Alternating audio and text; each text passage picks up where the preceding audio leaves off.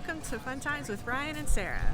We are very excited because we are here at Knoebels Amusement Resort in Elysburg, Pennsylvania. This is one of my favorite places here in Pennsylvania. You got award-winning roller coasters, award-winning dark rides, and award-winning food. I've been here multiple times over the years, but this is your very first trip here to Knoebels. And how are you feeling about being here at Knoebels? I'm excited. I can't wait to try some food and ride some rides. Can't wait to get you on Phoenix, can't wait to get you on the haunted house, and can't wait to try some potato pancakes, pierogies, just enjoy wonderful Knoebels kind of day. Looking forward to showing you guys what this amazing park here has to offer. And we invite you to come along and join us on our day at Knoebels here.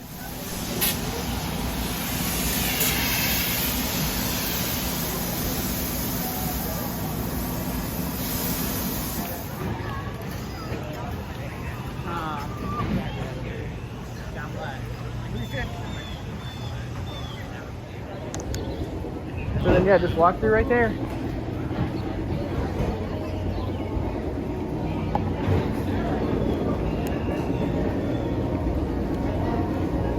All right, let's get ready to get scared, huh?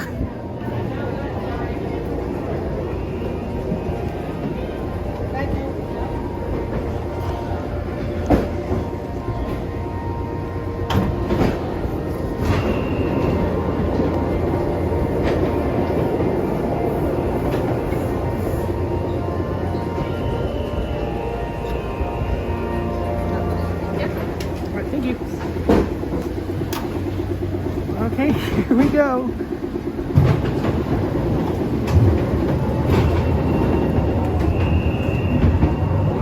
All right, let's get scared. You ready? Yeah.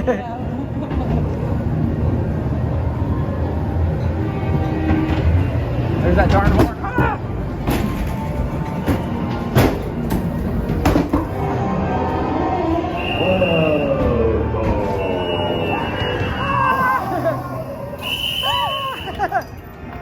Oh, cool pictures. Ah!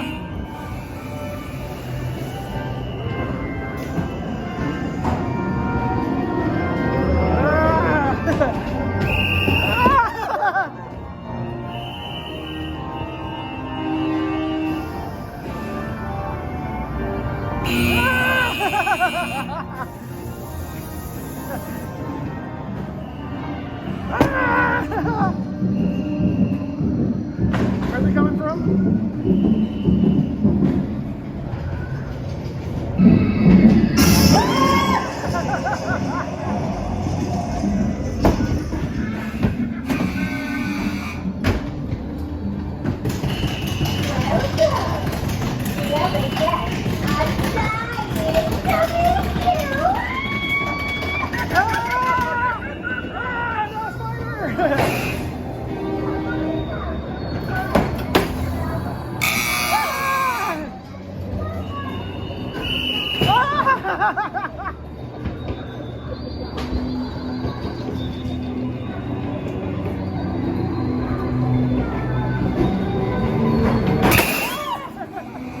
Oh, this is new. Wow, this is cool.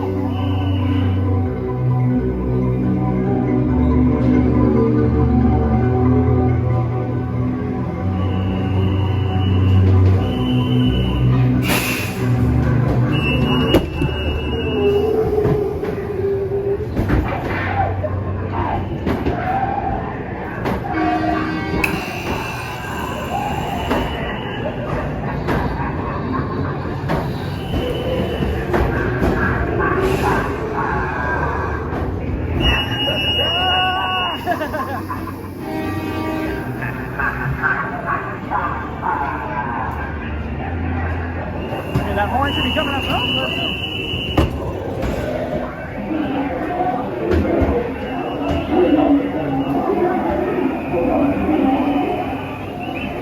he comes.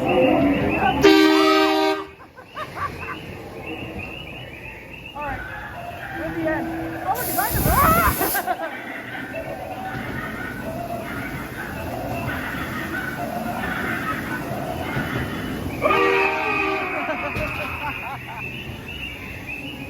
We did it! We did it, we survived, honey. That was fun. Okay, so we just got off the Haunted Mansion here at Knoebels. What a ride that is. Yeah. That is one of the best dark rides, Haunted Mansions you could possibly go on. Actually, I have a funny story about this ride. So I went on this ride when I was about 7, 8, thinking it was going to be like the Haunted Mansion at Disneyland, because that's the Haunted Mansion I grew up going to. I was so scared of this ride, I had my eyes closed the whole time, and I did not feel confident enough to try riding it again until I was like 25 or something like that. Now, in retrospect, it's not as scary as my mind made it out to be, but there's still some really good jumps on this Haunted Mansion. I mean, this is your first time. What did you think of the Haunted Mansion? Yeah, there was definitely a couple of points that made me scream. But yeah, there was some really cool sets in there. Yeah, it's a very cool Haunted Mansion, and like the scares, it's a lot of jump scares. It's a lot of like bangs. There's a nice car horn at the end that always gets you. And yeah, hopefully we can show you guys our on-ride picture that we got, because they're taking photos, on the ride now. And we've got some scary looks on our faces in the photos. And I got my harness here. Great thing about here at Knoebels is, you can get footage on ride. So I'm gonna be able to show you guys what the rides actually look like here. So we'll obviously have the Haunted Mansion going, beforehand, so you can see what the ride looked like. But yeah, this is a great ride. It's celebrating its 50th anniversary at the park here, and I'm glad it's here, and hopefully it's here for another 50 more.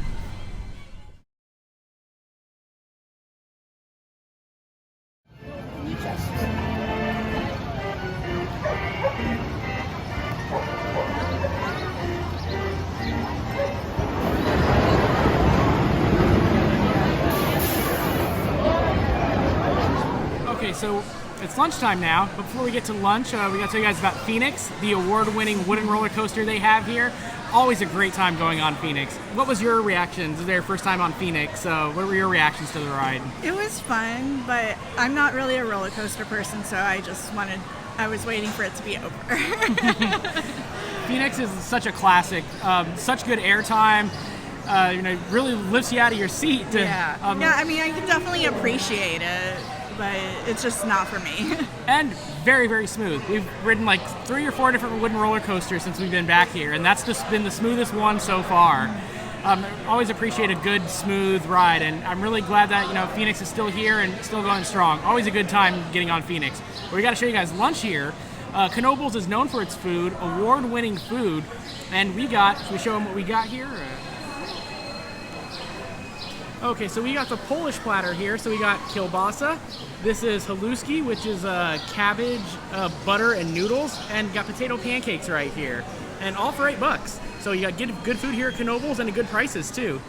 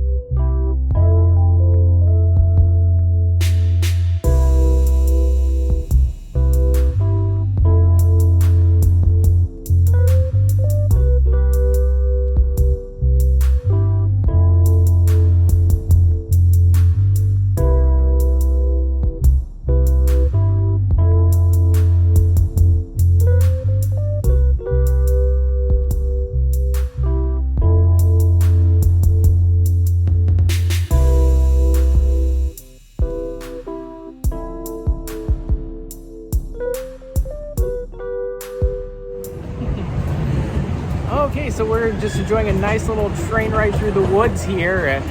It's such a beautiful little ride, this little train ride. I love this train ride. It just takes you in through the middle of the woods. You get to see the squirrels getting fed with the little corn feeders they got there. It's been such a good day. Yeah, we did get rained on a little bit though. Yeah, it did rain a little bit. Rain stopped now. Hopefully it, will stop for the rest of our time here. But yeah, it's been a great day so far. You got to try tea berry for the first time. Yes, it was delicious. I highly recommend tea berry if you have a chance to have it. Yeah, we don't get that back home in California, so we're going to miss that when we have to go back home. But yeah, it's been a great day. What's been your impression of Knoebels so far? It's really great. I mean, they have something for everyone here. Yeah, this is a little gem of a park. And, truth be told, it wasn't a park I really didn't appreciate until I got older. Oh, we're going to let the train go by here right real quick. Because, growing up in Southern California, you're used to the immersive theming of Disney and Knott's and Universal, and a park like Knoebels just seems so quaint in comparison. But this is, it's just such a great park. There really is something for everyone. And we probably should have noted this at the beginning. Free admission, free parking. It kind of operates on a carnival system where you have to, get tickets, or you can get a wristband all day if you just want to ride things all day. But yeah, this is such a cool little gem in the middle of Pennsylvania. Definitely worth, coming out if you're ever in Pennsylvania for any reason. A drive to Knoebels is worth it. Yeah. So today we are here at Penn's Cave in Center Hall, Pennsylvania. We're very excited to show you guys the cave. This is a very awe-inspiring experience. It is a boat tour through a cave that I think is like thousands and thousands of years old. So there's gonna be so many cool rock formations, and this is an experience that makes you realize in the grand scheme of things our kind of space as humans and time and it's just a very awe-inspiring experience, and I know you're very excited for this experience. Yeah, I've been looking forward to this. And there are a few caves here in Pennsylvania, but this is the only cave that you tour by boat.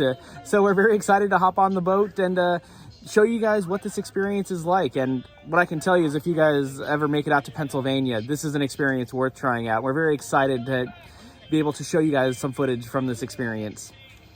Don't worry about it for your 4 feet. So if you fall in, stand back up, you'll be fine.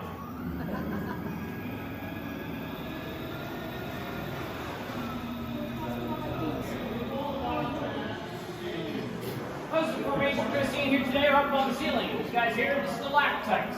They're on the ceiling and they point downward towards the floor.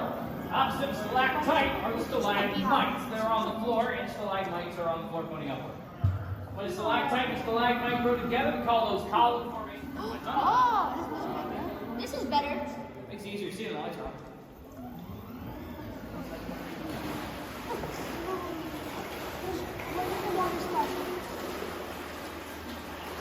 Park the boat.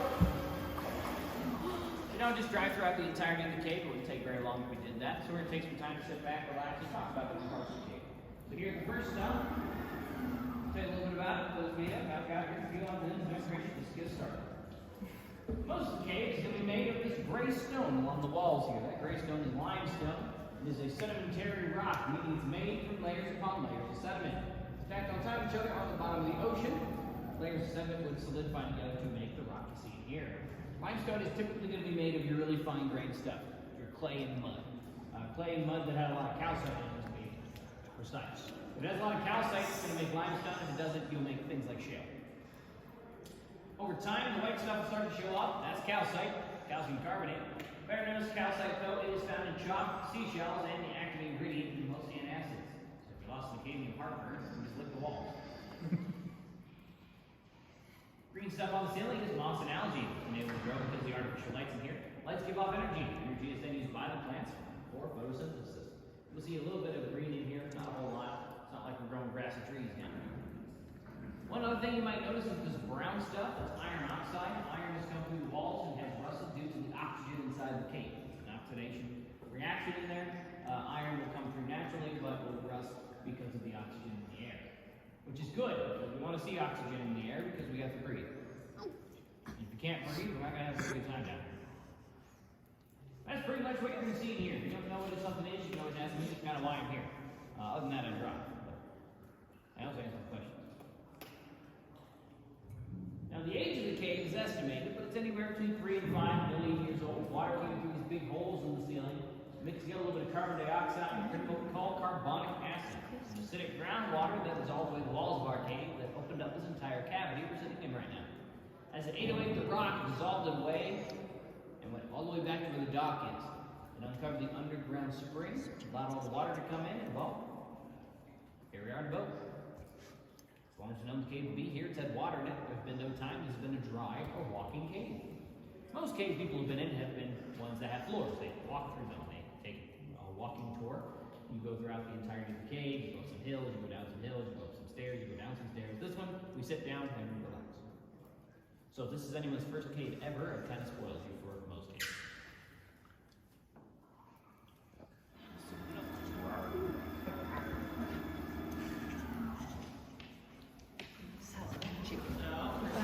Turn a little bit. We're gonna stop up here.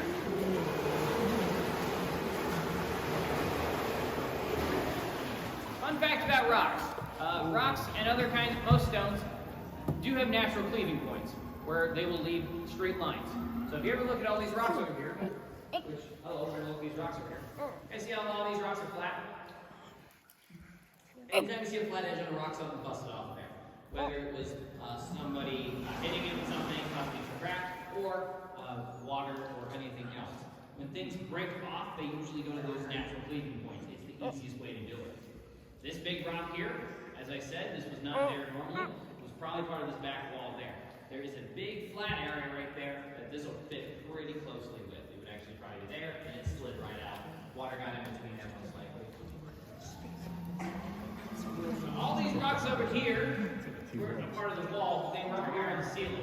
That was water came through cracks in the ceiling and froze and expanded during the last major ice age. That started about 100,000 years ago, ended about 10,000 years ago. When that happened, these rocks fell down to where they are now. What's up, buddy? So that fountain was supposed to be up there? This guy here? Yeah. Is part of his back wall, most likely. There's not really any place on the ceiling where this would really fit in. Maybe this rock here was up here, but the big one was not a part of this floor. It's actually just go back. You want to try it? We just hit it with a stick because it is hollow and it produces a ringing noise. Remember, look, please don't touch. Notice the flat edges. Anytime you see a flat edge on a rock, don't bust it off. That's why we stopped doing it. That short area there, you stand down about a foot lower. That's how when you hit a rock with a stick for every 2 years.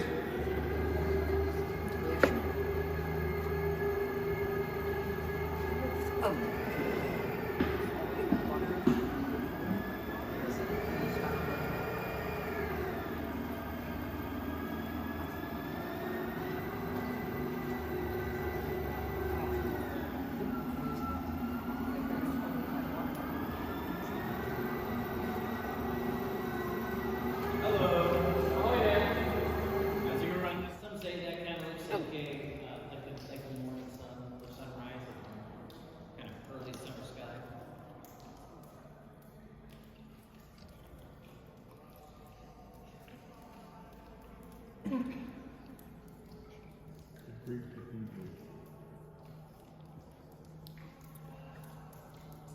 If your sky turns green, that's good for case we go left.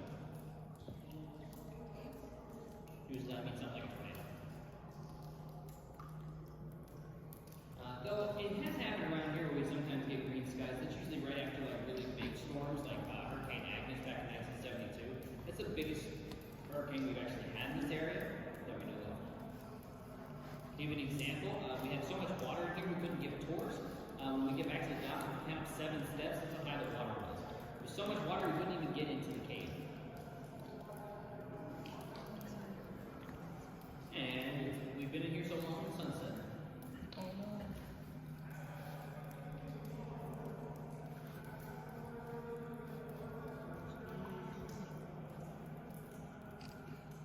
Hey, put them all together. Get a ring card.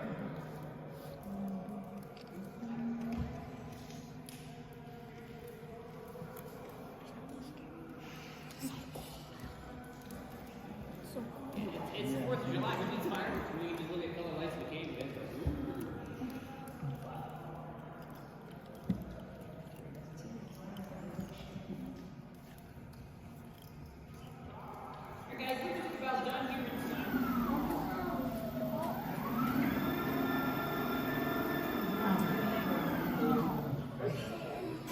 For a second there, it looked kind of gray. I thought that was raining.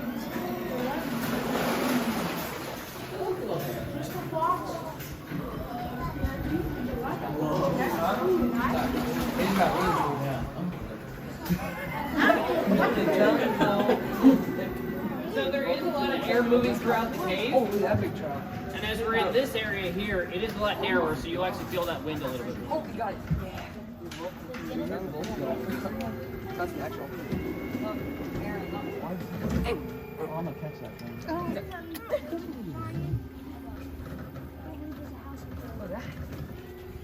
Don't do that.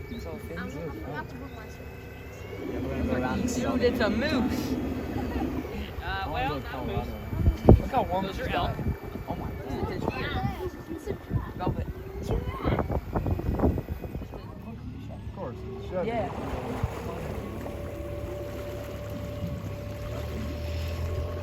Elk County, about 2,000 head of elk.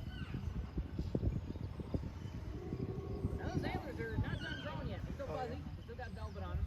They're about 2/3 of the way there. They'll gain something more pound. And each of them is at the biggest about 40 pounds apiece. And it's lower because, you know, that's kind of how that works. Hot air rises, cold air sinks. And so it'll be closer to the water.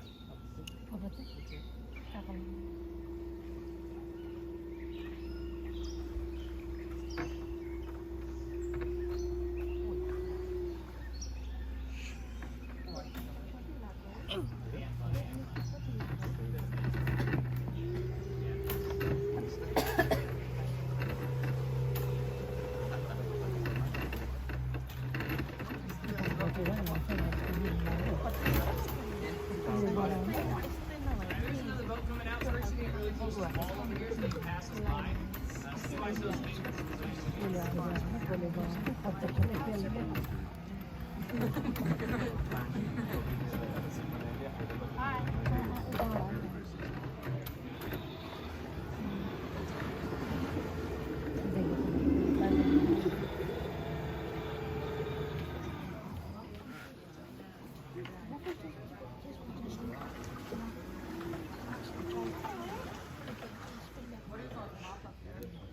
those are a couple of sheds and barns that we have on the farm here. But this big barn is actually just past these trees. Just don't see that.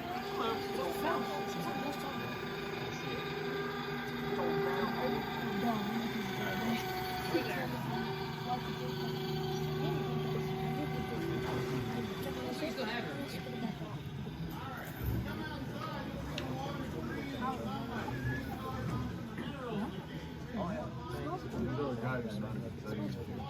They haven't been doing it as long as I have. Yeah, nice. You can tell that because of the taller. At one point I was 6 foot, but being underground so much, it's extra gravity gets squished over time.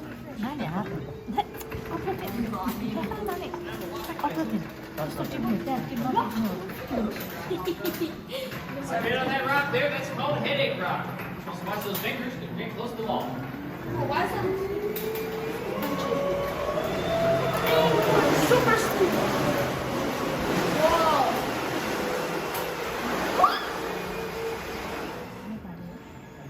here we have a shark fin on the ceiling. We have shark fin, Batman, Elfie, or slice of pizza.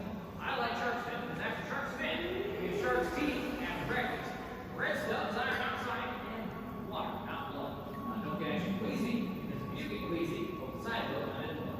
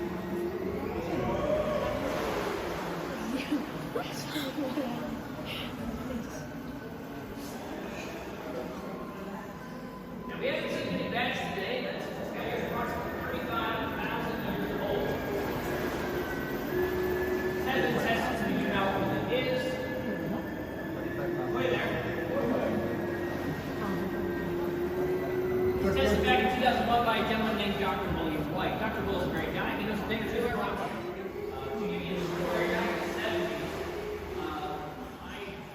I knew a professor, and his PhD professor was getting his master's degree back in the 60s and 70s, and he was up in Canada, over in Ontario, the wilds of Ontario, it was up in the woods area, and he actually stumbled upon a large circular black rock. Back in the 60s and 70s, that's quite a lot. And for a master's degree student, that's a pretty good deal. Right here, we're also at the first room of the cave. We call that the cathedral room. It's actually where we have most of the cave weddings. If you want to get married in the cave, it's a great place to do it. It's got high-arching ceiling, great lighting. It's pretty holy. If you get married in the cave, I'll tell you the same thing I tell everybody else. Make sure you do it on the boat, not in the water. If you do it in the water, the room's going to get cold feet.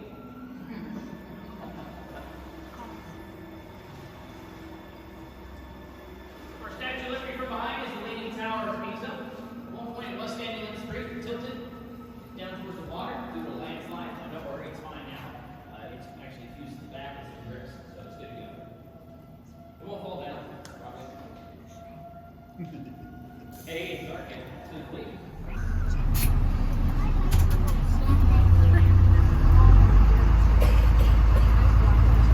Couple places.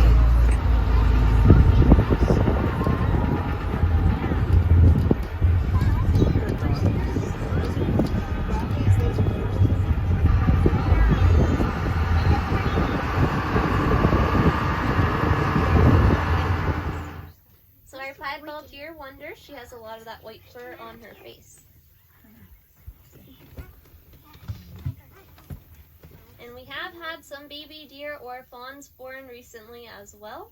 So the fawns, they are a lot smaller. They hide pretty easily in the tall grass here, but they are covered in white spots. That's going to keep them hidden as they hide in the grass and in the shrubs because it acts like sunlight coming down and reflecting through the treetops. They are also born with no scent for the first 5 days, and that keeps them hidden from predators as well.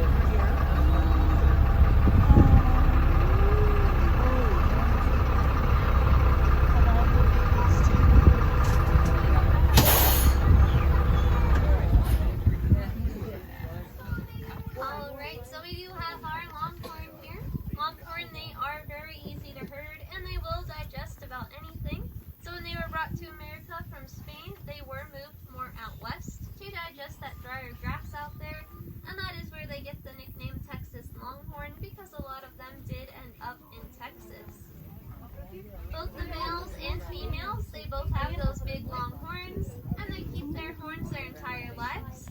Those horns are made up of keratin, which is the same stuff that's found in our hair and in our skin. Holy God! Ooh. So I do have apple and oat treats. Hello. Looks like one of our longhorns is hungry.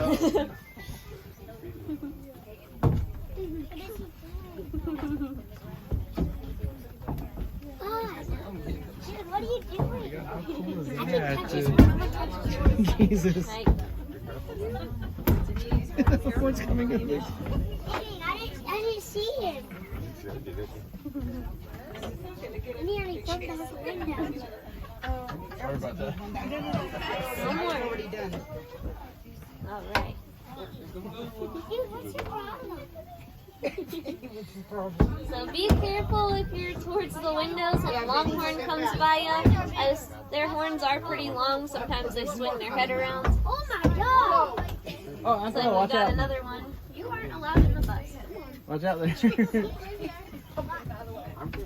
they kind of treat us like a drive-through.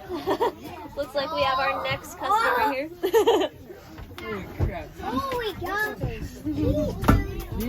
Oh! What is your problem?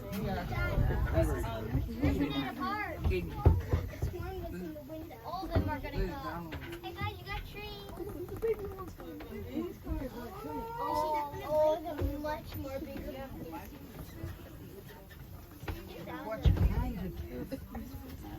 Their horns, they are hollow on the inside, so they only weigh about 20 pounds altogether. So not too heavy, but they will span to be about 6 feet long, so usually about the width of the bus here. So very long horns, hence that name Longhorn. The females, they can get up to 1,600 pounds, and the males will get up to 2,000 pounds. So very big, very strong animals there. Their calves on their horn will weigh between 30 to 60 pounds. So on either side here, you can tell we do have a lot of calves. You are already there, and you got 2 treats. A little brown and white one, that's going to be our youngest calf there. And then there's a larger brown and white one on this side, that's the oldest calf. And then all those little white ones are in between.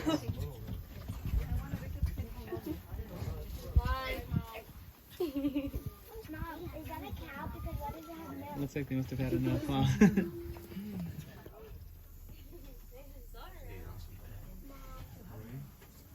uncle used to have a wolf dog. It was all exactly like that one coming up to us. So this guy over here, his name is Titus with that darker colored coat. He is our alpha male for our pack of wolves. He is also the only male, so automatically the alpha male there. Alright.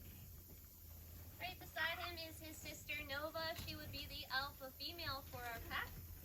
And they do have another sister named Reva. And then I already introduced you to Zara and Della over on this side as well. Zara, come on. Come here.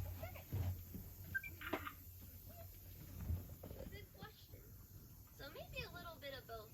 Animal care, they probably trained them a little bit here.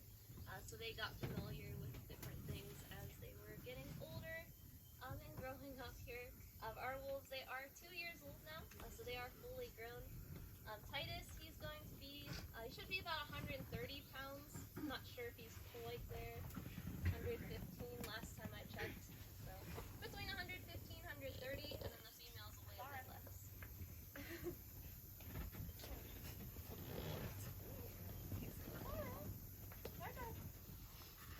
Our wolves are also separated, as you can tell here, because they are figuring out their pack dynamic as they do get older.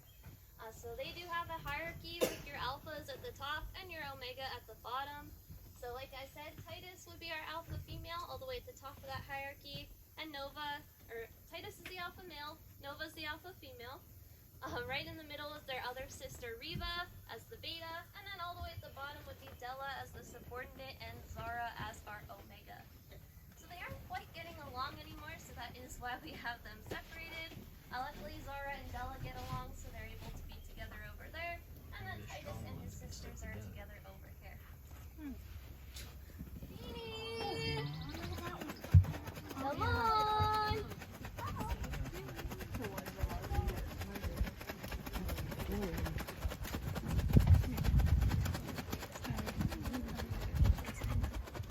Zora! Come on!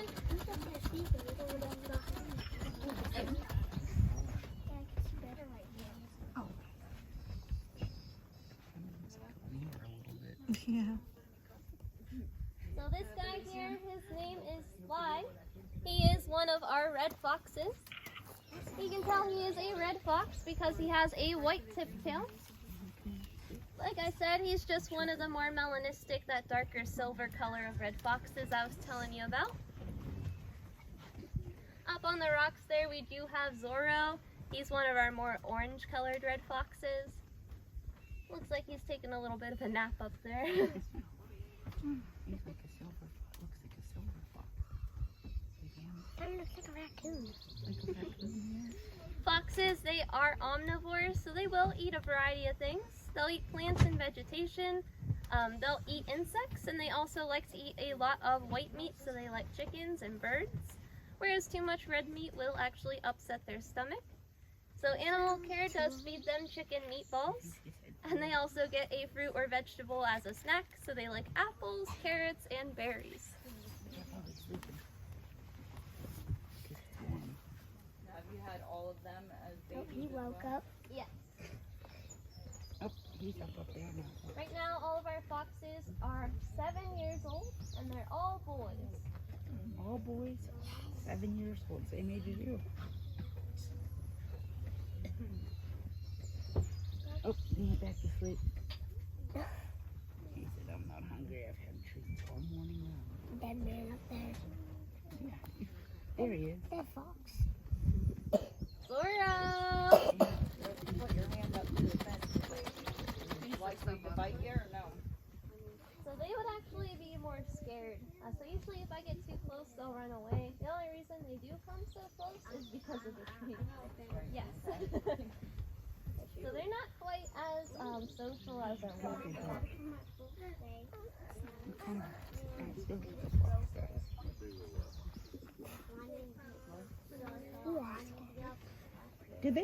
Do they have what, like a bark or So they can make a bunch of different noises. So sometimes more of, I would say they can do kind of a yipping noise, yeah. Or they can also do like a laughing kind of sound, and they'll do like a whining noise as well. I've heard that. Sometimes you can hear them kind of chatter with each other whenever they're all together and they're playing. But when they're by themselves, they're not too talkative.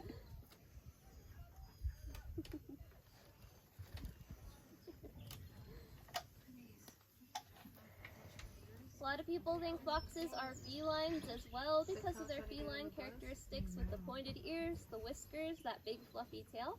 But they are also canines, so they would also be related to dogs. They do display some dog-like behavior as well. My favorite is when they're excited, they actually will wag their tails.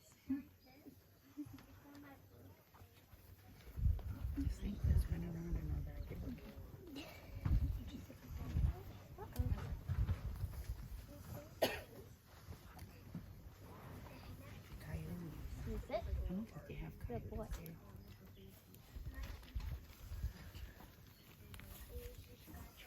Sit. Good boy. Do you remember? That's the one that was at the play.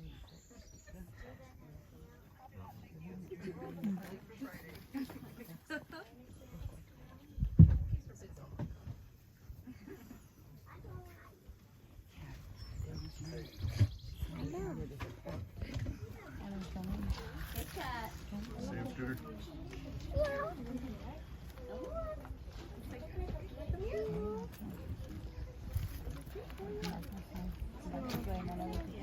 We're really sneaky. So we do have our bobcat here. Her name is Kit. We like to call her Kit Kat, and she is 19 years old. Bobcats do have that light brown coat with dark brown spots, and that's going to keep them hidden from predators in rocks like these. They also have a short bobtail. That's where they get their name Bobcat.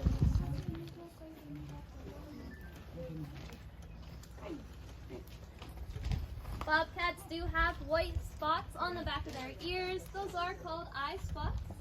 They're there so that when a predator is behind them, it looks like our bobcat is staring right back at them and scares that predator away. They're mountain lions.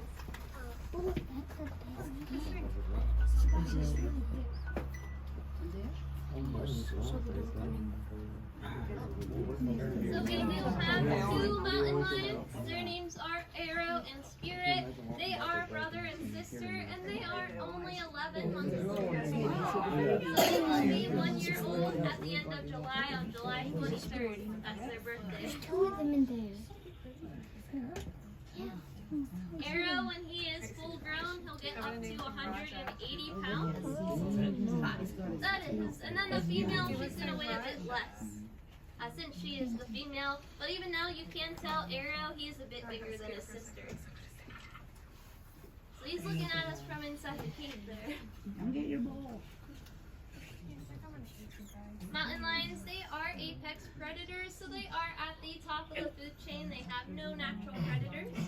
When they catch their prey, they do what we call caching, so they do like to bury it in leaves and they'll save it for later. Also, when they catch their prey, they'll eat the entire thing, so they'll eat the flesh, the bones, the blood, all of it. Arrow does like to pick out a favorite guest on the tour. So if he comes up to the glass and pops up in front of you, that means you are his favorite. Favorite treat. Yeah. He's thinking about it.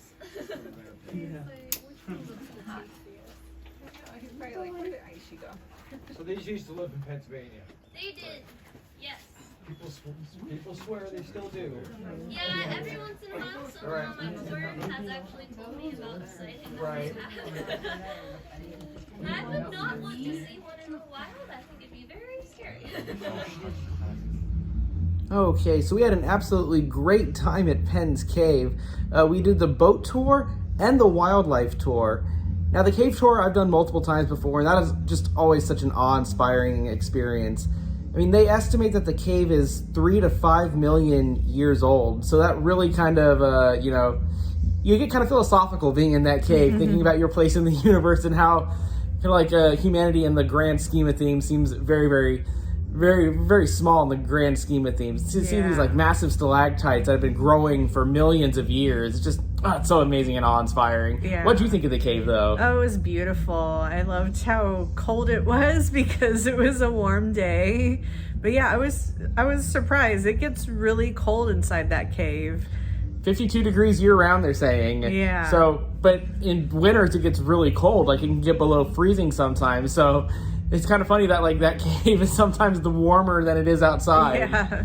But yeah, the cave tour is such an amazing experience, and I think it's something that, like, if you're in the Pennsylvania area, I think it's something you should definitely take the time to do. And then the wildlife tour is really, really cool itself. You get on a bus, and they've got a lot of different little, what would you say, like domains, or like areas for certain animal species. Like there's a little elk area, there's a little longhorn cow area. And the longhorn cow decided to stick its head into the bus. Yeah, we'll have some footage of that for you guys to show. That was super cool. One of the cows was like, so hungry, just like, stuck his head through the door of the bus and was like, you guys got any treats? And they gave him some treats.